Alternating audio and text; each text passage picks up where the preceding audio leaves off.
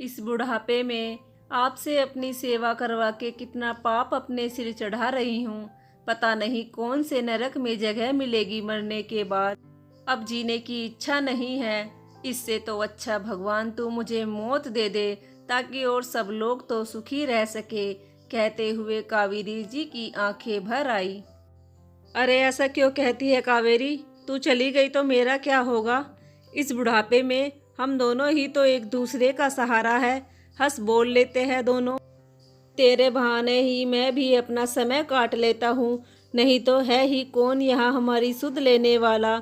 बोलते बोलते विश्वनाथ जी का गला भारी हो गया।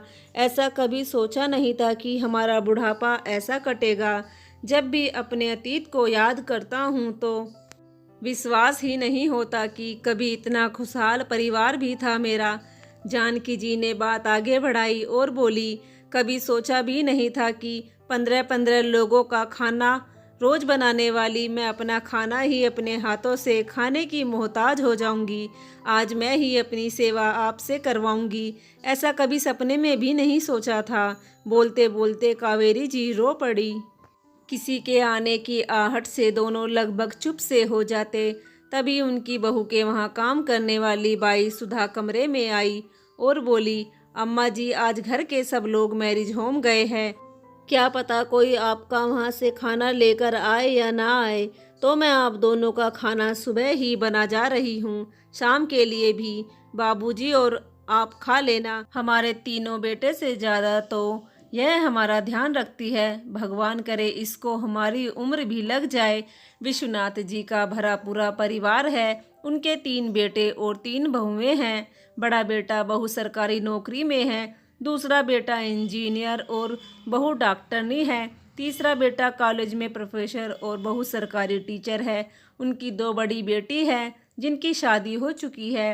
अपना इतना बड़ा और सुखी परिवार देखकर दोनों पति पत्नी फूले नहीं समाते थे। खाने पीने की किसी भी चीज़ की कोई कमी नहीं थी उनके घर में। उनको देखकर सारे रिश्तेदार पड़ोसियों को जलन होती कि कितना खुशहाल परिवार है उनका।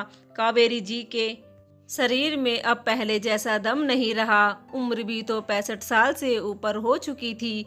उनके हाथ पैरों में भी बहुत दर्द रहने लगा। विश्वनाथ जी की नौकरी थी तब तक सब कुछ वैसे ही चलता रहा जैसे उन्होंने सोचा था। रिटायरमेंट के बाद तक भी पूरा परिवार एक साथ रहता था। लेकिन कुछ समय बाद तीनों बेटे बहू अपने अपने परिवार के साथ बूढ़े माँ बाप को छोड़ बाहर शहर में शिफ्ट हो गए। विश्वनाथ जी भी कुछ बीमार से रहने लगे। दोनों पति पत्नी ने सोचा अब अकेले रहने में खतरा है तो क्यों नहीं बेटे बहू के पास चलते हैं। थोड़े दिन रहकर आ जाएंगे, मन लगा तो ठीक, वरना तो आ जाएंगे वापस। दोनों चले गए एक दिन अपना बोरिया बिस्तर बांधकर बड़े बेटे के पास। बेटे बहू को देखकर लगा नहीं कि उनको कुछ खास खुशी हुई है उनके आने से। और एक दिन तो उन्होंने अपनी बहू को बेटे से कहते सुना, अब तुम्हारे माँ और बाप तो यहाँ आकर हमारी छाती पर बैठ गए, कौन करेगा इनकी सेवा? हम तो खुद ही अपने शरीर से लाचार हो रहे हैं। कितने दिन और रहेंगे यह लोग यहाँ? इतना सुनते ही अगले दिन कुछ बहाना बनाकर वह लोग वापस अपने गांव आ गए। पर कुछ दिन रहने के बाद कावेरी जी की तबीयत फिर खराब रहने लगी। अब ना चाहते हुए भी उन्हें अपने बेटों को बुलाना पड़ा बात करने के लिए कि वह किसके पास रहेंगे। बात शुरू करने से पहले ही बड़े बेटे ने बोला, ऐसा करते हैं, पर्ची निकाल लेते हैं सबके नाम की। जिसका नाम आएगा वही अपने साथ ले जाएगा। यह सुनते ही कावेरी जी तो खून के आंसू पी कर रह गई। कुछ बोलते नहीं बना उनसे।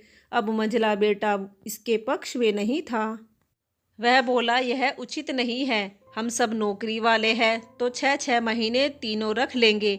विश्वनाथ जी और उनकी पत्नी कावेरी जी, जिनको अपने बेटों पर इतना गर्व था, उनको समझ नहीं आ रहा था कि उनकी परवरिश में आखिर कहाँ कमी रह गई। क्या यह दिन देखने के लिए ही दिया है भगवान ने हमें यह बुढ़ापा?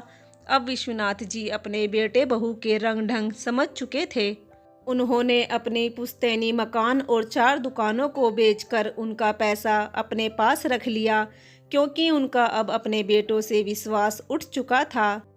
यह बात उन्होंने कावेरी जी के अलावा किसी को नहीं बताई थी।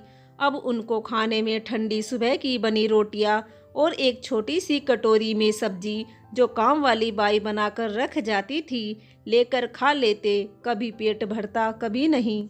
दोनों पति पत्नी अपने दुख दर्द अपनी बेटियों से बांटने लगे फ़ोन करके। उनकी बेटियों को बहुत दुख होता, पर वह भी ज़्यादा कुछ नहीं कर सकती थी सिवाय इनको सहानुभूति देने की। बेटी को बुलाना भी लगभग बंद ही कर दिया, क्योंकि उनका मान सम्मान कोई नहीं करता। वहाँ भाई भाभी तो नौकरी पर जाते। पिताजी इतने मजबूत नहीं रहे कि उनकी आओ भगत कर सके।